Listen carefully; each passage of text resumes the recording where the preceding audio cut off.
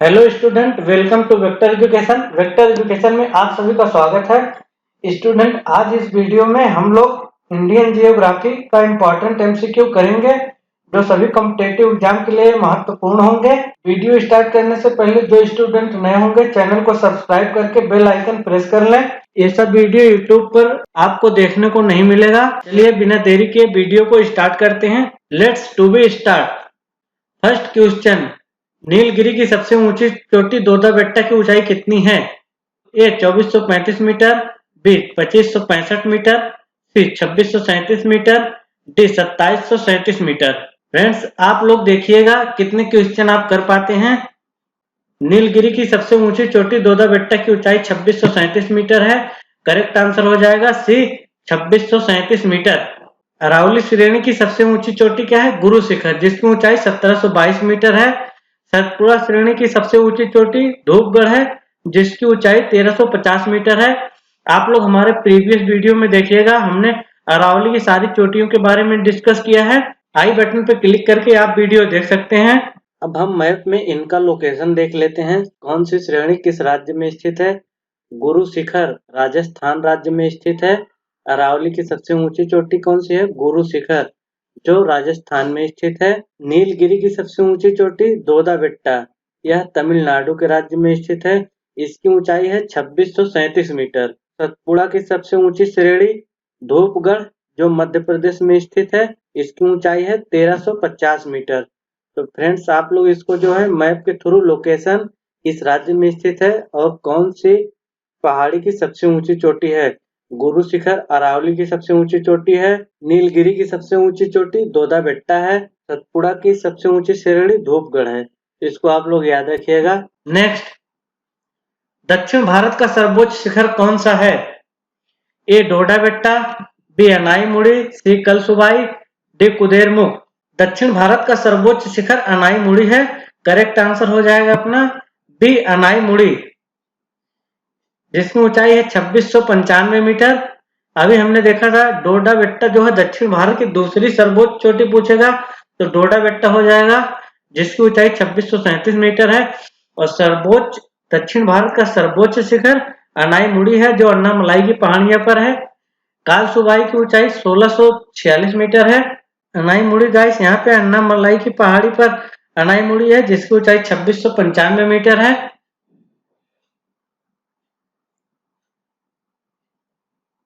Next, Kanyakumari से Krishna delta तक के बीच का क्षेत्र कौन सा तट कहलाता है?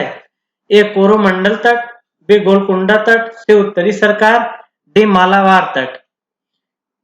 कन्याकुमारी से कृष्णा डेल्टा तक के बीच का क्षेत्र कोरोमंडल तट कहलाता है। करेक्ट आंसर हो जाएगा ए कोरोमंडल तट।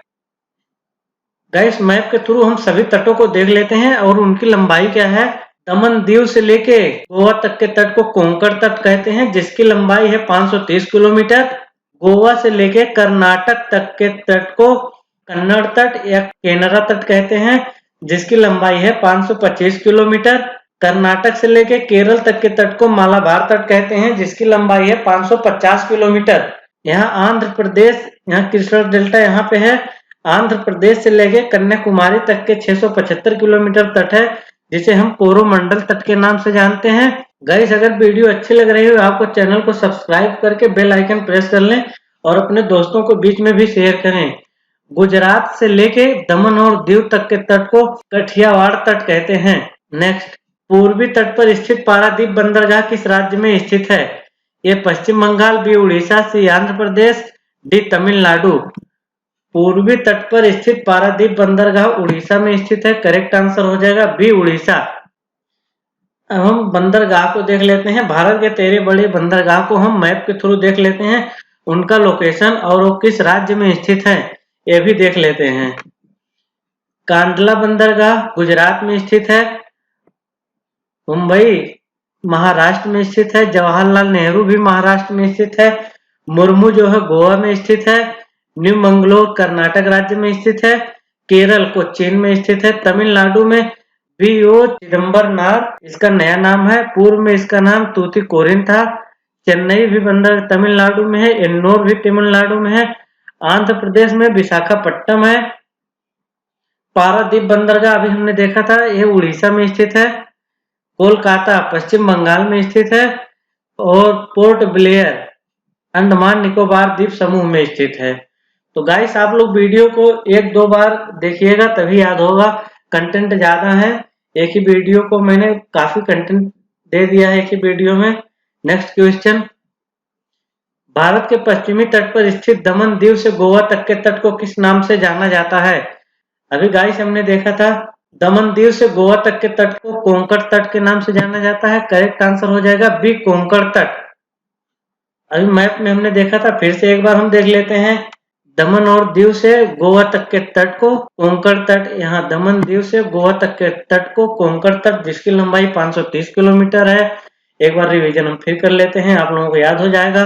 गुजरात से जमनदीव तक कठियावाड़ तट, गोवा से कर्नाटक तट, कैनरा तट या कन्नड़ तट, कर्नाटक से केरल तट, मालाबार तट, आंध्र प्रदेश से तमिलनाडु तक कोरोमंडल तट। नेक्स्ट, अंडमान निकोबार द्वीप समूह की सबसे ऊंची चोटी कौन सी है? अंडमान निकोबार द्वीप समूह की सबसे ऊंची चोटी कौन सी है? A Mount Harriet, B Barren, C Mount McKinley, D Saddle Peak. Andaman Nicobar द्वीप समूह की सबसे ऊंची चोटी सैडल पीक है। करेक्ट आंसर हो जाएगा डी, सैडल पीक, जिसकी ऊंचाई 738 मीटर है। अगर फीट में पूछ लिए तो 2421 फीट। माउंट हैरियट राष्ट्रीय उद्यान भारत का अंडमान और निकोबार द्वीप समूह में स्थित एक राष्ट्रीय उद्यान है। माउंट मैकिनले, जो देनाली के नाम से जाना जाता है, यह अमेरिका के अलास्का राज्य में स्थित है। यह पर्वत अमेरिका का सबसे ऊंचा पर्वत है, जिसकी ऊंचाई है 6140 मीटर। साउथ अंडमान और लिटिल अंडमान के बीच दक्कन पास है। नॉर्दर्न अंडमान में नारकोंडम आइलैंड है, जो सुषुप्त ज्वालामुखी है। बैरन आइलैंड जो है हमारा एक सक्रिय ज्वालामुखी है, अंडमान निकोबार में है। लिटिल अंडमान और निकोबार को 10 डिग्री चैनल अलग करता है। लक्षद्वीप और मिनिकॉय को 9 डिग्री चैनल अलग करता है। मिनिकॉय और मालदीव को 8 डिग्री चैनल अलग करता है। नेक्स्ट, भारत का एकमात्र सक्रिय ज्वालामुखी है। A Narcondam, B Little Andaman, C South Andaman, D Barren. Bharat का एकमात्र सक्रिय ज्वालामुखी है, अभी हमने गाइस मैप में बताया था, भारत का एकमात्र सक्रिय ज्वालामुखी डी बैरन है। करेक्ट आंसर हो जाएगा डी, बैरन। नेक्स्ट, उत्तरी भारत के विशाल मैदान का कौन सा भाग कंकड़ पत्थरों के निक्षेप से प्राप्त हुआ है? ए खादर, बी बांगर, सी भाबर, डी तराई। भाबर जो है उत्तरी भारत का विशाल मैदान है, जो कंकड़ पत्थरों के निक्षेप से निर्मित हुआ है। करेक्ट आंसर हो जाएगा सी, भाबर। भाबर के बारे में हम गाइस देख लेते हैं। भाबर शिवालिक हिमालय से 12 किलोमीटर तक के क्षेत्र जिसमें कंकड़ पत्थर अधिक होते हैं को भाबर प्रदेश कहा जाता है। शिवालिक हिमालय के बाद नदियों की गति कम हो जाती है, इसलिए वे अपने साथ लाए अवसाद को यहाँ जमा कर देती हैं। यहाँ आकर नदियां विलुप्त हो जाती हैं। ये नदियां फिर आगे जाकर वापस धरती पर प्रकट हो जाती हैं। भाबर, खादर को हम देख लेते हैं। खादर प्रदेश की कुछ विशेषता, नदी के पास वाला क्षेत्र जहां बाढ़ आती रहती है खादर क्षेत्र कहलाता है। लगभग हर वर्ष बाढ़ आने के कारण यहाँ की मृदा का नवीकरण हो जाता है, इसी कारण ये प्रदेश उपजाऊ बना रहता है। इसकी ऊंचाई बांगर प्रदेश से कम होती है। इसका निर्माण नई जलोढ़ मृदा से हुआ है। तराई प्रदेश, भाबर के नीचे वाले दलदली क्षेत्र को तराई प्रदेश कहा जाता है। यहाँ पर जंगल में अजगर, मगरमच्छ आदि के साथ अन्य जीव भी पाए जाते हैं, अतः कोई जनजाति नहीं रहती है। वर्तमान में तराई के अधिकांश भूमि को कृषि योग्य बना लिया गया है। बांगर प्रदेश की विशेषता, नदी के दूर वाला क्षेत्र जो नदी द्वारा लाई गई मिट्टी से पाटा गया है बांगर प्रदेश कहलाता है। ये प्रदेश मैदान के ऊंचाई वाले क्षेत्र होते हैं। इस प्रदेश में बाढ़ नहीं आती है, जिस कारण यहाँ की मिट्टी का नवीकरण नहीं हो पाता है। इस प्रदेश में पुरानी जलोढ़ मिट्टी पाई जाती है। नेक्स्ट, नदियों द्वारा बहाकर लाई गई नई जलोढ़ मिट्टी को क्या कहते हैं? ए खादर, बी बांगर, सी भाबर, डी तराई। अभी गाइस हमने देखा था नदियों द्वारा बहाकर लाई गई नई जलोढ़ मिट्टी को खादर प्रदेश की विशेषता थी। करेक्ट आंसर हो जाएगा ए, खादर। एक बार गाइस हम फिर से देख लेते हैं खादर प्रदेश की विशेषता। लगभग हर वर्ष बाढ़ आने के कारण यहाँ की मृदा का नवीनीकरण होता है, नई जलोढ़ मृदा है। खादर प्रदेश की यह विशेषता है। और तराई भाबर के निचले वाले दलदली क्षेत्र को तराई क्षेत्र कहा जाता है। यहाँ पर जंगल में अजगर, मगरमच्छ आदि के साथ अन्य वन्यजीव भी पाए जाते हैं, अतः कोई जनजाति नहीं रहती है। वर्तमान में तराई की अधिकांश भूमि को कृषि योग्य बना लिया गया है। बांगर प्रदेश नदी के दूर वाला क्षेत्र जो नदी द्वारा लाई गई मिट्टी से पाटा गया है, बांगर प्रदेश कहलाता है। यह प्रदेश मैदान के ऊंचाई वाले क्षेत्र होते हैं। इस प्रदेश में बाढ़ नहीं आती है, जिस कारण यहाँ की मिट्टी का नवीनीकरण नहीं हो पाता है। इस प्रदेश में पुरानी जलोढ़ मृदा पाई जाती है। नेक्स्ट, बनिहाल दर्रा भारत के किस राज्य में स्थित है? ए हिमाचल प्रदेश, बी उत्तराखंड, सी सिक्किम, डी जम्मू कश्मीर। बनिहाल दर्रा भारत के जम्मू कश्मीर राज्य में स्थित है। करेक्ट आंसर हो जाएगा डी जम्मू कश्मीर। गाइस, हम भारत के दर्रे देख लेते हैं मैप के थ्रू। जम्मू कश्मीर में स्थित सभी दर्रे जोजिला दर्रा, पीर पंजाल दर्रा, काराकोरम दर्रा, बनिहाल दर्रा, बुर्जिल दर्रा। तो गाइस, आप लोग जो है वीडियो को 2-3 बार देखिएगा। इसको आप लोग यार नोट कर सकते हैं, स्क्रीनशॉट लेके आप लोग इसको नोट कर लीजिएगा या वीडियो पॉज करके आप लोग नोट कर लीजिए। गाइस, वीडियो अच्छी लग रही है तो अपने दोस्तों को भी शेयर करें। हिमाचल प्रदेश अब हम देख लेते हैं।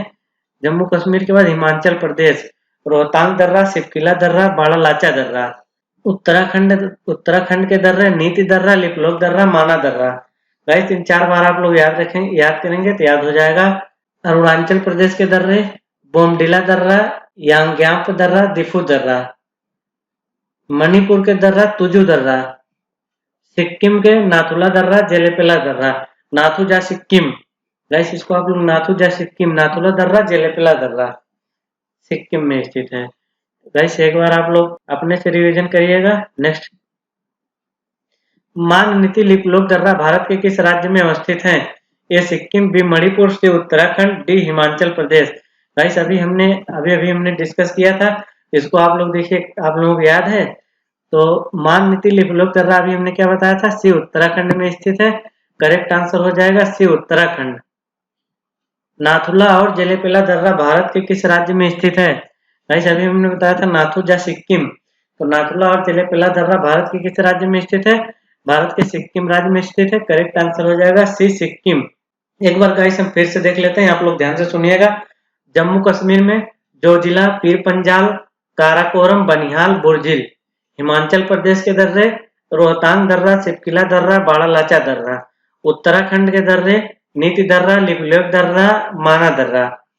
बोमडिला दर्रा अरुणाचल प्रदेश के दर्रा बोमडिला दर्रा, यांग्यांप दर्रा, दिफू दर्रा। मणिपुर के दर्रा तुजू दर्रा, सिक्किम में नाथुला दर्रा, जेलेपेला दर्रा। नेक्स्ट, जाड़े के दिनों में तमिलनाडु के तटों पर वर्षा किस कारण से होती है? ए मानसून, लौटता मानसून, सी पश्चिमी विक्षोभ, डी चक्रवात। जाड़े के दिनों में तमिलनाडु के तटों पर लौटते मानसून के कारण वर्षा होती है। करेक्ट आंसर हो जाएगा बी लौटता मानसून। नेक्स्ट, ग्रीष्म ऋतु में चलने वाली तीव्र आर्द्र हवाओं को बंगाल में किस नाम से जाना जाता है?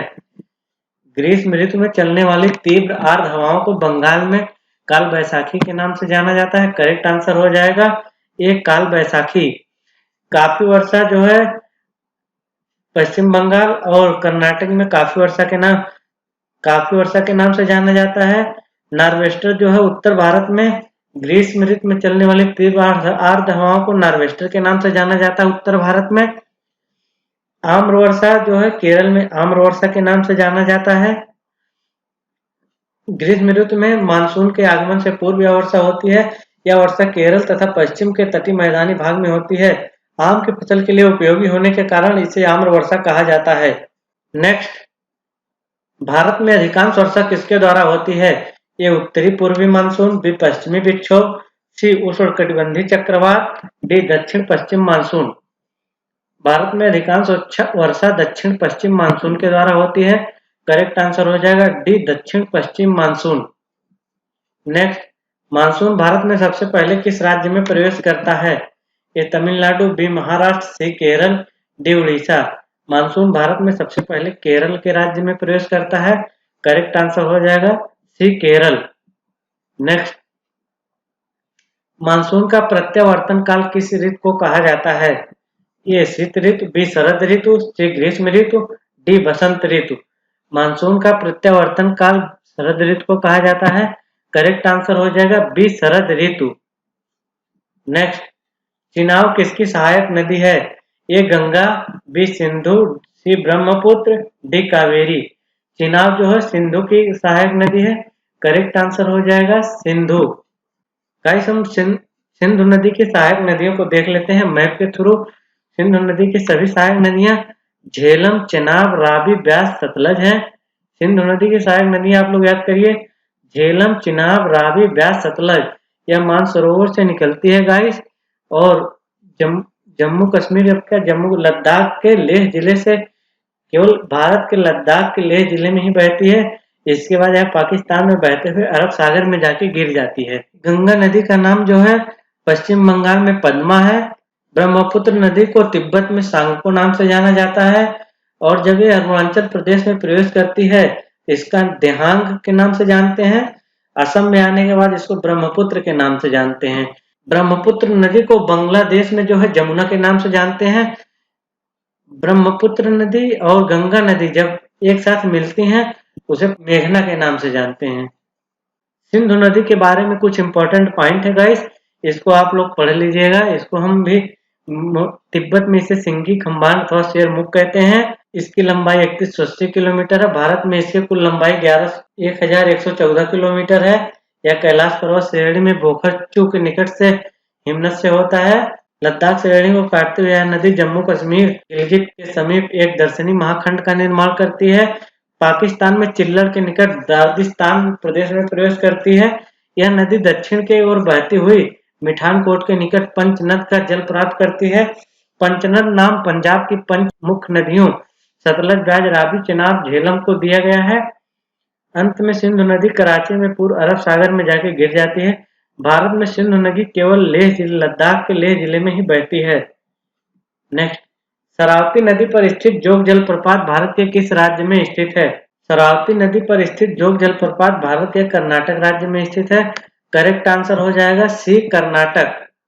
जोग जलप्रपात को ही गोरसप्पा जलप्रपात कहते हैं, जिसे महात्मा गांधी जलप्रपात के नाम से भी जाना जाता है। यह कर्नाटक के शिवमोग्गा जिले में स्थित है। इसकी ऊंचाई 253 मीटर है। इसकी औसत चौड़ाई 472 मीटर है। यह नोहक लकाई जलप्रपात के बाद भारत का दूसरा सबसे बड़ा जलप्रपात है। नेक्स्ट, झेलम, ब्यास, जास्कर आदि नदी किसकी सहायक नदियां हैं? ए ब्रह्मपुत्र, बी सिंधु, सी गंगा, डी गोदावरी। झेलम, ब्यास, जास्कर आदि सिंधु की सहायक नदी हैं, अभी हमने ऊपर डिस्कस किया था। करेक्ट आंसर हो जाएगा बी, सिंधु। गंगा नदी के बारे में कुछ पॉइंट हम देख लेते हैं। गंगा नदी का उद्गम स्थल केदारनाथ चोटी के उत्तर गौमुख नामक स्थान से 66,000 मीटर की ऊंचाई पर हिमानी से है। यह नदी उत्तर प्रदेश, उत्तराखंड, बिहार, पश्चिम बंगाल, बांग्लादेश आदि प्रदेशों से होकर गुजरती है। गंगा को बांग्लादेश में पद्मा के नाम से जानते हैं। गंगा को बांग्लादेश में पद्मा के नाम से जानते हैं। गंगा नदी की कुल लंबाई 2525 किलोमीटर है। गंगा नदी की कुल लंबाई 2525 किलोमीटर है। गंगा नदी की सहायक नदी अलकनंदा, भागीरथी, रामगंगा, यमुना, गोमती, घाघरा, गंडक और कोसी है। इस नदी के किनारे बसे शहर हरिद्वार, कानपुर, इलाहाबाद, पटना, भागलपुर, वाराणसी, कोलकाता आदि हैं। इस नदी पर बने प्रमुख बांध फरक्का बांध जो पश्चिम बंगाल में है, टिहरी बांध उत्तराखंड में है। गंगा नदी को नवंबर 2008 में भारत सरकार द्वारा भारत की राष्ट्रीय नदी का दर्जा दिया गया। कब? 2008 में। गंगा नदी के इलाहाबाद और हल्दिया के बीच एक जलमार्ग है जिसका नाम राष्ट्रीय जलमार्ग 1 है। इसकी लंबाई 1620 किलोमीटर है। National waterway 1। गंगा नदी के जल में बैक्टीरियोफेज नामक विषाणु होते हैं जो जीवाणुओं व अन्य हानिकारक सूक्ष्म जीवों को जीवित नहीं रहने देते हैं। गाइस हम देख लेते हैं गंगा नदी के किनारे बसे शहर देवप्रयाग, हरिद्वार, ऋषिकेश, कानपुर, इलाहाबाद, वाराणसी, पटना, भागलपुर, कलकत्ता आदि हैं। गोदावरी नदी के बारे में कुछ इंपॉर्टेंट है। गोदावरी नदी पश्चिम घाट या त्रिम्बक पर्वत से निकलती है। इस नदी की लंबाई 1465 किलोमीटर है। इस नदी की सहायक नदियां प्राणहिता, इंद्रावती, मंजीरा आदि हैं। इस नदी के तट पर त्र्यंबकेश्वर, नासिक, पैठण आदि प्रमुख स्थल हैं। इस नदी को दक्षिण गंगा, गोदावरी नदी को दक्षिण गंगा के नाम से भी जाना जाता है।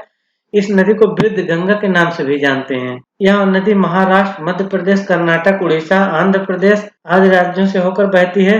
इस नदी पर बना बांध इनकट बांध जो राजमुंदरी के निकट स्थित है। इस नदी का अंत आंध्र प्रदेश के निकट बंगाल की खाड़ी में है। ब्रह्मपुत्र नदी के बारे में कुछ विशेष पॉइंट। ब्रह्मपुत्र नदी तिब्बत के दक्षिण में मानसरोवर के निकट कैलाश पर्वत से निकलती है। ब्रह्मपुत्र नदी तिब्बत में सांगपो नाम से जानी जाती है। ब्रह्मपुत्र नदी तिब्बत में सांगपो नाम से जानी जाती है और अरुणाचल प्रदेश में प्रवेश करने के बाद इसको दिहांग के नाम से जानते हैं। असम में इसे ब्रह्मपुत्र के नाम से जाना जाता है। ब्रह्मपुत्र नदी बांग्लादेश में जमुना जी के नाम से जाना जाता है। जमुना और पद्मा के मिलने के बाद इसका नाम मेघना हो जाता है। इस नदी की संपूर्ण लंबाई 2900 किलोमीटर है। इस नदी की सहायक नदियां सुवनसिरी, तीस्ता को मणिपुर की जीवन रेखा भी कहते हैं, तोरसा, लोहित, बराक आदि हैं। इस नदी के किनारे बसे शहरों में डिब्रूगढ़, तेजपुर, गुवाहाटी आदि हैं। इस नदी का समापन बंगाल की खाड़ी में होता है। Thanks for watching. Please like, share and subscribe.